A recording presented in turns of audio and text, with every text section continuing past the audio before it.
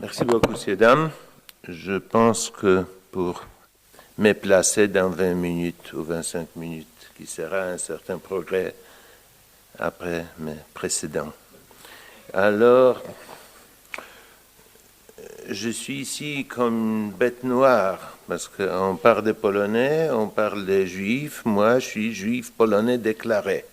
Depuis 1988, je suis allé chez un gouvernement local au sein du Varsovie et j'ai changé la nationalité. Ils m'ont demandé pourquoi, pour cambodgien. Parce que je dis, parce que je suis 100% juif, alors c'est pour ça. Et depuis ce moment-là, je n'ai pas de problème qu'on a beaucoup de mes collègues d'origine juive, parce que je n'ai pas de problème d'identification. Je me débrouille moi seul avec les antisémites, j'ai quelques problèmes avec philosémites, mais c'est commun dans le monde entier. Pour vous décrire où on est, je pense que j'étais toute ma vie un spectateur engagé, comme mon professeur lointain Raymond Aron. Je me suis engagé dans la politique tout droit seulement au moment où je sentais qu'on a vraiment besoin de moi. C'est pour ça, c'est rarement que je m'appelle politicien. C'est mon affiche que j'ai fait après mars 68. Et je pense que ça décrit le syndrome polonais très vif jusqu'à maintenant. Vous voyez ici, ce sont les lettres oni. Oni, ce sont eux, mais ce sont nous. Je pense que les Polonais, en principe, sont anglo-saxons, mais ils ne savent pas ça. Ils sont gouvernés par l'esprit des précédences. Malheureusement, la tradition légaliste est toujours germano-allemande, allemande-française, c'est-à-dire on essaye à définir chaque paragraphe et chaque chose. C'est plutôt, chez nous, plutôt ça que nous faisons en improvisant, ça que nous faisons en trouvant les solutions dans les situations qui sont sans sortie. C'est plutôt une certaine spécialité de la maison en Pologne. Il y avait même aux années de Carnival, aux années de la solidarité légale, 1980-1981, il y avait une belle blague russe de Radio Erevan. Est-ce qu'il y a une sortie d'une situation sans sortie? Alors, nous ne sommes pas visés sur la situation polonaise. C'était la réponse. Alors, c'est la Pologne avec l'économie socialiste. Et les tampons de la censure sur une photo prise par mes collègues du cabaret pour faire une sensation. On a montré un lapin qui copule avec la poule. C'était unique pornographie tolérée au temps du socialisme réel. Ils ont utilisé ces photos au cabaret, alors la censure a donné son tampon. Alors c'était légal. Au temps du carnaval, et comme c'était dit que j'étais actif avant, c'était le temps où j'ai dessiné cette affiche. On a appelé ça cardiogramme. Et ici, vous voyez notre histoire et le ups and downs de notre histoire. J'ai été convaincu au temps de Carnival que ce niveau moyen d'activité est plus haut. Et en sortant de chantier naval où je suis arrivé pour donner une lettre de l'Alliance polonaise pour l'indépendance, en sortant, j'ai lu dans un journal du parti que le chef du comité commun de grève, M. Wałęsa, va se rencontrer avec vice-premier ministre. Quand j'ai lu ça comme une simple note de quelques phrases dans la presse officielle, je me suis dit, c'est la fin. c'est la fin du communisme. Un an avant, j'ai écrit, c'était mon début politique à Cultura, j'ai écrit un essai, La liberté au camp. Et la liberté au camp, j'ai défini comme la liberté, j'ai décrit la Pologne comme un camp de vieux prisonniers et vieux gardiens qui n'exercent pas jusqu'au fond cette balance entre la peur et le terreur. Que c'était genre de jeu, de temps en temps dangereux, mais quand même un jeu. J'ai basé sur les textes de vieux prisonniers d'Auschwitz, de la guerre de Goulag, qui décrivaient cette réalité concentrationnaire en termes précis et réels. Alors, au temps du carnaval, j'étais convaincu que ça va se finir. Même j'écris un article et sous un titre, on parlait que solidarité avec les communistes va fonder un certain contrat social. Alors j'ai écrit un texte à Cultura, contrat social et entente ou complicité sociale. J'ai mentionné que la perspective ou prévision, ils vont nous attaquer en 10% ou en 90%. Comment on estime cette chance, c'est pas grave. Il faut être préparé. Ma voix, malheureusement, était l'un de plusieurs, mais c'était rare.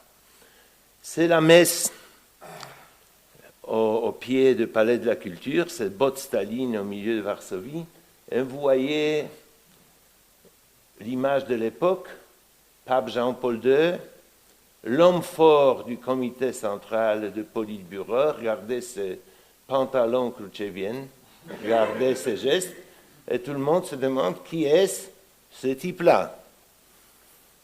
Bien sûr, c'est un agent de police, mais vraiment, ces trois figures, c'est quelque chose visuellement. C'est comme ça a commencé.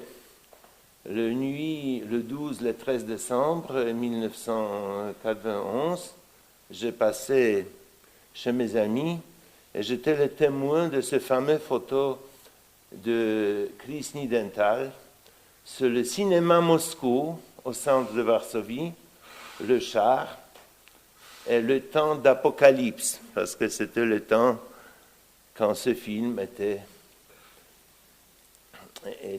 projeté. Et aussi, c'était déjà le temps quand le général Jaruzelski a commencé à défendre les minorités mentales.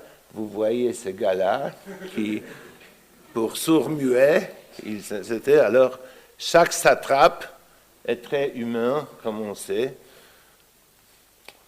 C'est vraiment...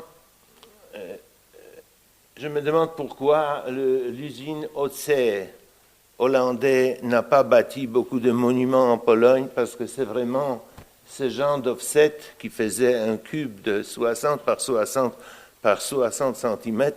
On pouvait le transporter même dans la plus petite Fiat. C'est cette machine qui a fait la révolution de mots libres. C'était vraiment un instrument de la révolution. Je pense que l'argumentation de Karol Modzelewski était parfaite. C'était la foule. Ce n'était plus, après Carnival, 10 millions de membres, mais il fallait nourrir cette foule. Et on a nourri cette foule avec les livres, avec la presse souterraine.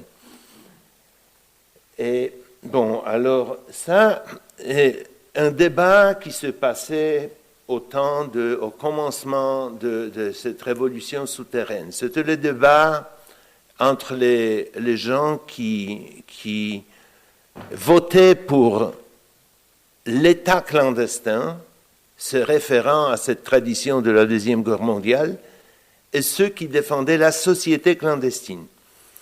Alors moi, j'ai été avec mes amis dans cette partie qui disait « on ne peut pas reconstruire from scratch, de rien, un État, une institution clandestine avec le cours, avec l'administration, avec les plénipotents, etc., etc. Mais on peut fonder la société clandestine, mais pour promouvoir cette idée, il faut créer des firmes, il faut créer des entreprises.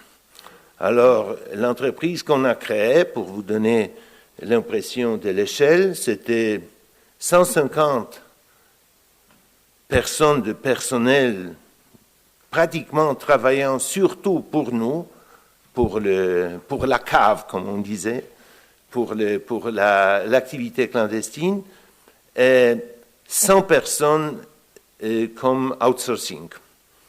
Alors c'était une vraie structure, une entreprise avec les départements. Les départements étaient isolés, toujours isolés par les SAS. Je peux dire que pendant 6 ans de l'état de guerre, parce que pour moi cette activité c'était activité pendant des années, on ne nous a pas attrapé une seule machine à imprimer, à cause de la structure qui était si compliquée. Compliquée, mais bordélique. Mon copain disait toujours, si nous, on n'a pas une pleine orientation dans la clandestinité, comment la police politique peut pénétrer ça? Et moi, je continuais en disant qu'unique centralisation d'activités clandestines, unique qui peut se faire, ça sera la centralisation des défaites. Et ici, un bel exemple, parce que nous avons publié un livre de Leopold Unger à Bruxelles. Alors, une fois, j'ai envoyé un courrier chez lui. Il m'a raconté ça après des années, quand quelqu'un avec un veste tweed est venu chez lui à démontrer ça, et il avait tous les textes, tout mon message, tapé sur une fiseline. Vous savez, fiseline, c'est cette matière avec laquelle on renforce les vestes. Alors ici, vous voyez, c'est une veste déchirée. C'est un bouquin, ce mémoire d'un bouquin à part, quand la gauche française disait que Hôtel Lambert à Paris, ce sont les bandits d'Anders, alors de notre armée, qui a sauvé 150 000 de Polonais de la Russie soviétique. Alors, c'était à l'envers, c'était toujours le mouvement pour l'indépendance, ça que nous représentions. Mais je suis d'accord avec Modzelewski que c'était le temps où on a publié Jean-François Revel, La tentation totalitaire, on a publié Raymond Aron, on a publié beaucoup de libéraux conservateurs parce que c'était, disons, la mission de notre maison d'édition CDN, c'est-à-dire c'est l'abréviation à suivre, CDN en polonais, et notre mission était définie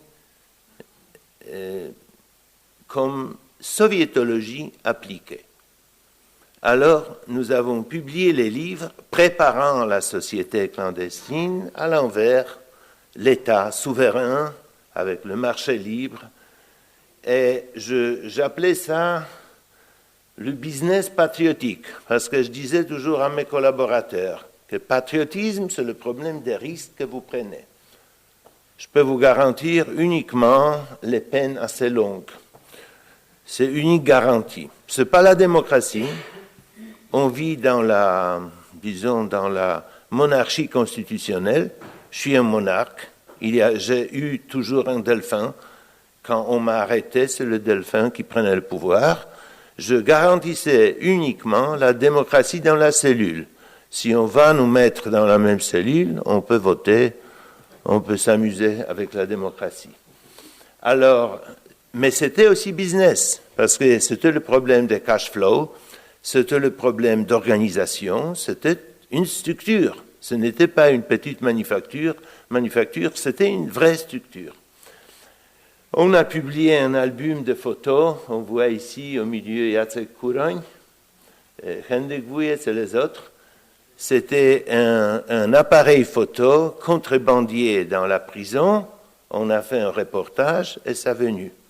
Je peux vous dire que, par exemple, le fameux dialogue dans la cellule par Michnik, c'était l'interview que j'ai fait avec lui, en faisant un briefing au dehors des micros pendant la promenade. Après, je lui donnais les questions après ce briefing, et il a fait les réponses et il a contrebandié utilisant son chaîne. Bon, et ici, c'est la carte de Varsovie avec le prix de ce bouquin-là. Et c'est une carte avec localisation de tous lieux de production et de distribution. Voilà, notre héros. Ici, on voit autocorrection d'un computer. It was Solidarity that brought the Berlin Wall down. Mais avec les ordinateurs, il faut être prudent. Je ne touche pas notre héros parce que c'était déjà le propos auquel le professeur Paszkowski a répondu. Je peux dire que notre légende n'a pas réussi à rester au niveau de sa légende. Le simple fait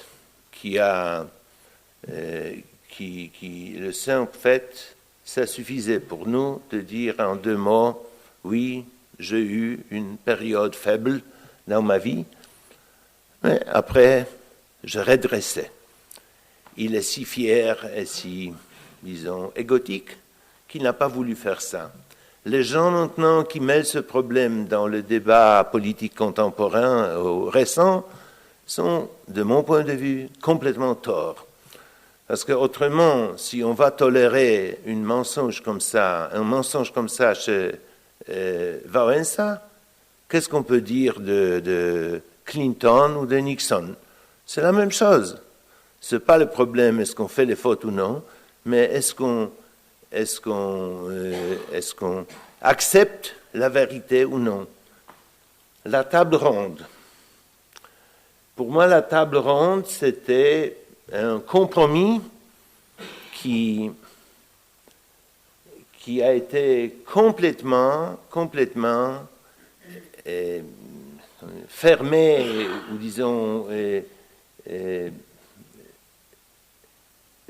épanoui ou exercé jusqu'au fond, jusqu'au le 4 juin 1989.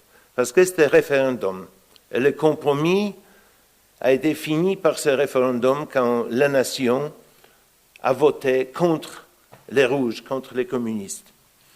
Et c'est ici que l'automne du peuple a commencé. J'adore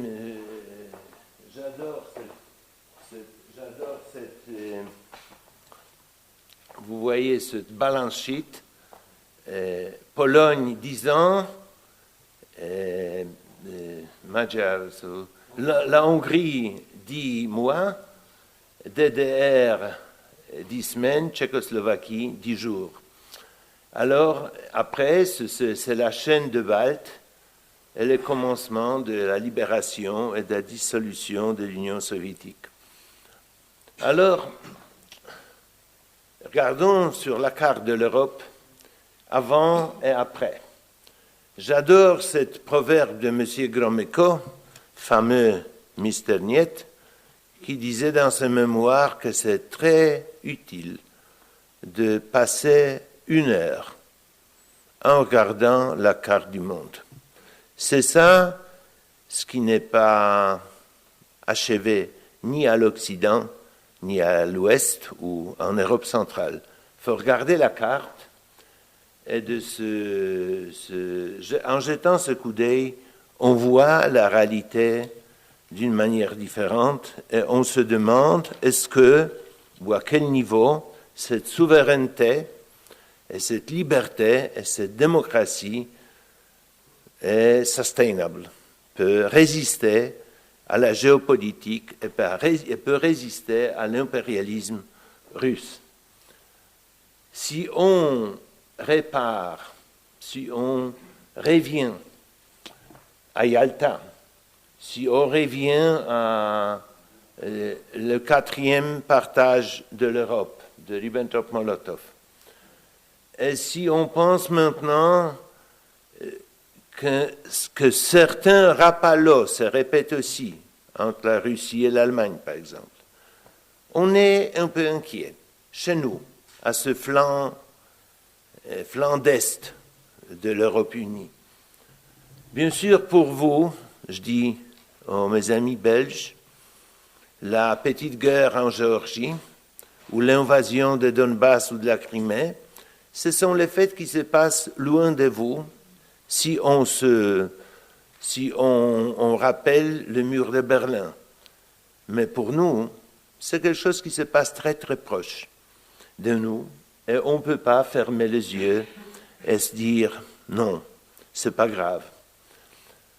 Alors je reviens à l'ombre de Staline projetée sur le centre de Varsovie, vous voyez ici.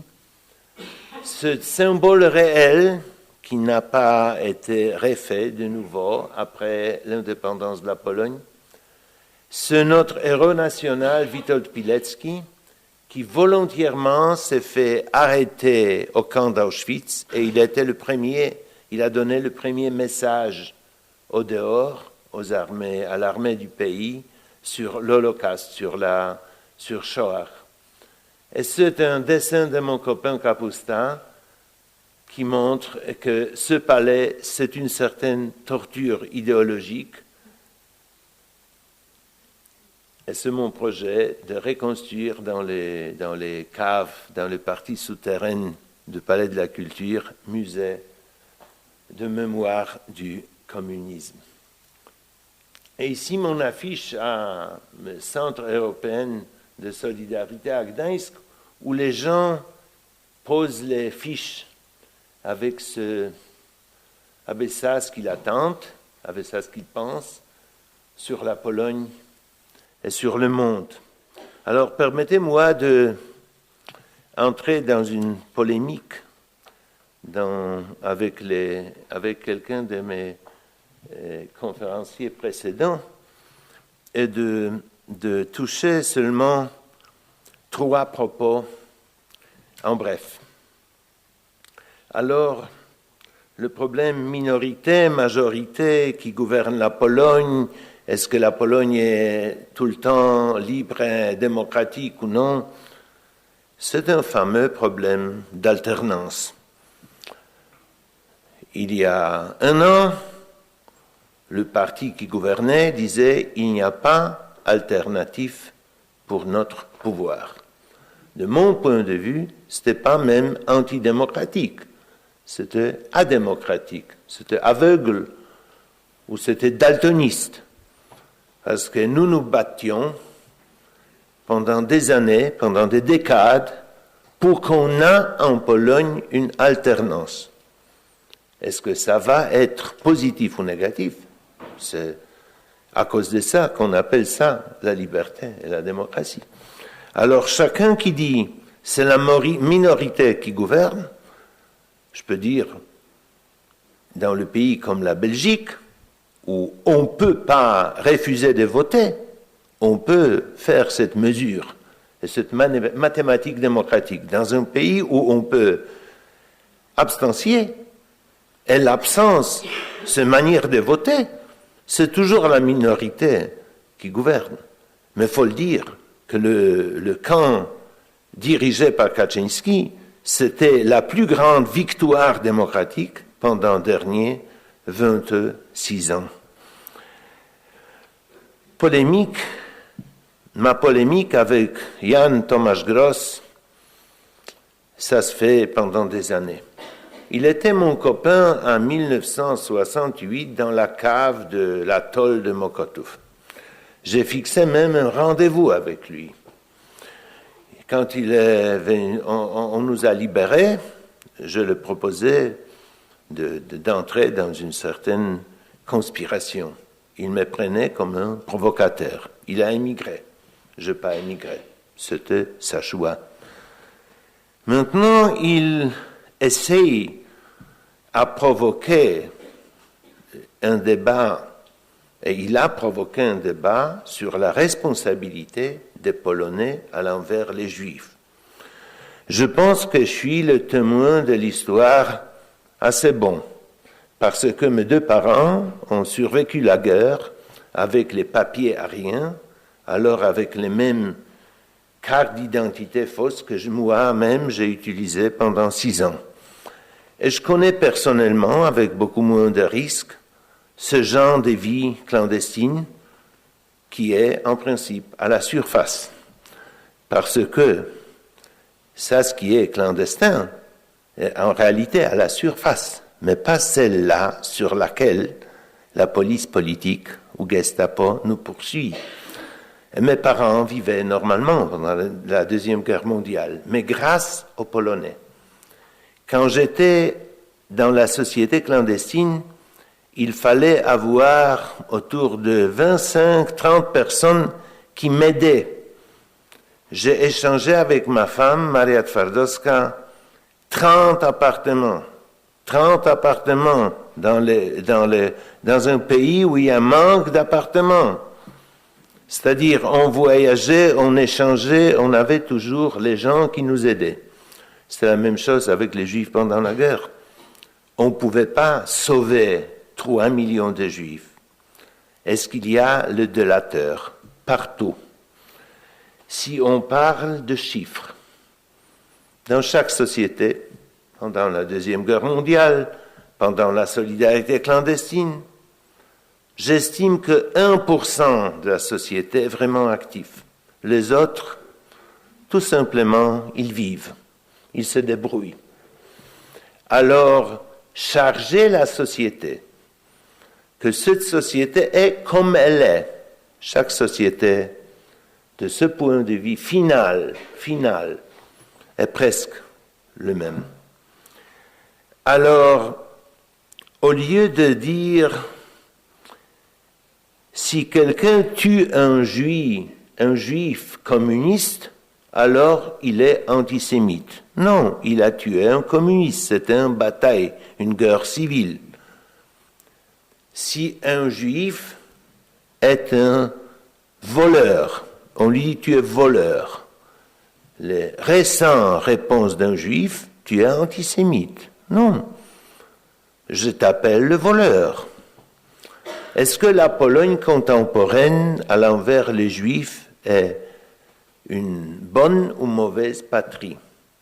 Bon, je peux vous dire que les Juifs maintenant, ils émigrent en Israël de la France, mais ce sont les Israéliens qui arrivent en Pologne pour faire business, ils entrent dans les mariages mixtes et ils veulent vivre dans les pays, ils sont liés avec ou non. Alors, c'est la vérité, relative. Est-ce qu'il y a des antisémites? Il y en a partout. Le problème, ce sont les niveaux. Moi, je suis antisémite sélectif. Et je donne le même droit aux autres. Si je n'aime pas quelqu'un, si je n'aime pas un certain Polonais, c'est pas parce que je suis anti-polonais, tout simplement, je n'aime pas cette personne. Alors, il y a les limites pour les généralisations.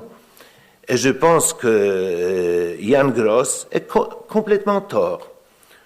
Il est tort comme notre écrivain polonais juif qui disait que si quelqu'un est devenu un communiste, il cesse d'être un juif. Alors, si un Allemand devenait nazi, il cesse d'être un Allemand. C'est complètement idiot. Je pense qu'il y a 3 principes. Et c'est ma conclusion sur la polémique avec Gross. Je voudrais pas vivre dans un pays où il y a le principe d'une responsabilité collective. Et je veux pas vivre dans un pays où il y a le principe d'une irresponsabilité collective. Quelqu'un était délateur, faut oublier. Non, faut pas oublier. On peut comprendre s'il va avouer la vérité. Alors je vote pour la responsabilité pour la communauté, au nom de la communauté. Alors les Juifs sont responsables aussi pour les Juifs communistes. Les Polonais sont responsables aussi pour les Polonais qui dénonçaient les Juifs. C'est un genre de la responsabilité que je peux accepter, comme une minorité mentale, bien sûr. Alors, je pense que, pour en finir, si nous allons nous situer en Europe, faut comprendre que nous sommes en Pologne, en est de l'Occident, en Tchécoslovaquie un peu moins, et que l'Ukraine, c'est l'ouest de l'Est, et la division est un peu molle. Mais si on va continuer notre position en Europe, on peut pas tomber comme une victime d'une political correctness. En ce moment-là, il y a 1,5 million de chrétiens syriens qui sont chassés de ces villes. Et toute l'Europe s'occupe des exilés qui sont les envahisseurs. Alors, il faut faire un débat sur ça, mais sans excuse. En 2001, il y avait un débat à Berlin, auquel je participais sur un dialogue germano-juif. Et je dis à Joschka Fischer, au lieu de faire une pêle-mêle sur multiculti, c'est mieux de faire lesson learned of 20th century. C'est Jewish lesson learned. C'est-à-dire, il fallait 100 ans que les Juifs comprenaient enfin qu'il faut changer pas seulement les vêtements, mais faut estimer et comprendre les règles du jeu d'une société dans laquelle ils vivaient. C'est un principe de la civilisation. On peut garder les racines, mais il faut suivre les règles de jeu. Alors, il faut fonder notre souveraineté et nos racines sur cette compréhension. Autrement, on va se bouger d'un ghetto à l'autre. Et le cas communiste juif, c'était le cas de gens qui ont quitté un ghetto juif pour un ghetto communiste. C'est pas sain. C'est pas sain pour la société, c'est pas sain pour cette minorité. Alors, pour être une société ouverte, démocratique, il faut accepter l'alternance, il faut accepter les règles de jeu. Merci beaucoup.